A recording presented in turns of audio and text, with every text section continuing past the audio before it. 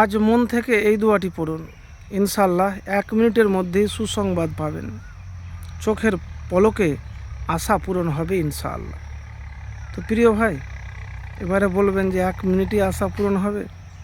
জি হবে, কিন্তু দোয়া কবুল হলে। দোয়া যদি কবুল হয় 1 মিনিট কেন, চোখের পলকই হয়ে যাবে। কিন্তু তার জন্য আপনাকে চেষ্টা করতে হবে। এবারে বলবেন যে কোন দোয়া? দেখেন, ইসমে আজমের দোয়া পড়ে আপনি দোয়া করবেন। ইসমে আজমের দোয়া পড়ে আপনি দোয়া করবেন। এবারে বলবো আপনাকে যে ইসমে আজম কেন, সেটাও বলবো। কারণ হলো,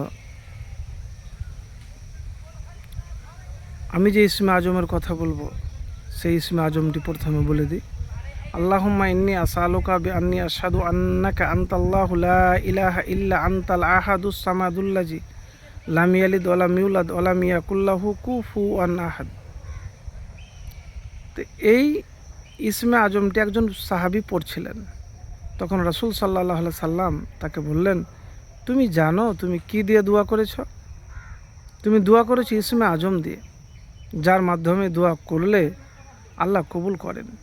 এর মাধ্যমে কিছু চাইলে আল্লাহ তাআলা তা প্রদান করেন। সুনানে তিরমিজি, হাদিস নাম্বার 3544। তো কথা বুঝতে পেরেছেন যে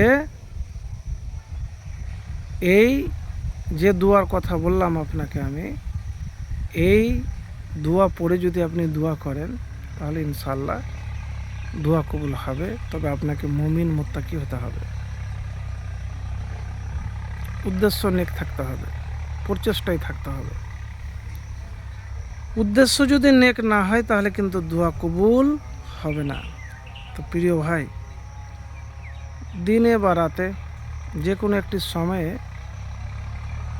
আজান ও ইকামতের মধ্যে করলে বেশি ভালো। 2 রাকাত নফল নামাজ পড়ে ইসমে আজম পড়ে আপনি দোয়া করবেন।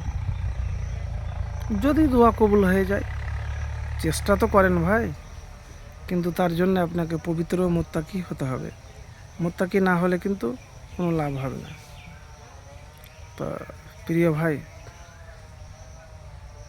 আমি যে কথা আপনাকে বলবো, এই দোয়া একবার আপনি করে দেখেন, ইনশাআল্লাহ ফলাফল পাবেন। একবার করে দেখেন। আর ধরেন আপনি পেলেন না, তো হতাশ বা নিরাশ হবেন না। হতাশ বা নিরাশ হবেন না।